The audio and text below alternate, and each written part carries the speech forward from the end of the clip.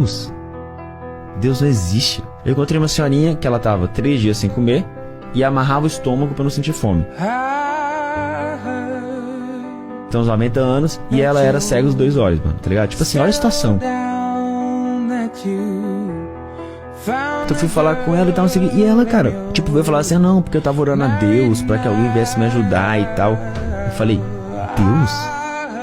Deus não existe. Tipo, que Deus é esse que abandona vocês, deixa fome, né, que deixa violência? Que Deus é esse? Que a mulher reforçou. Não, é Ele que me dá força, tentação e tal, orando pra Ele. Eu percebi naquele momento que eu era o maior miserável ali.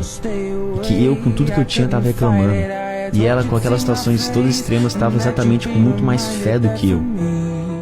E foi naquele momento que eu percebi que Deus nunca abandonou eles. Quem abandonou fomos nós.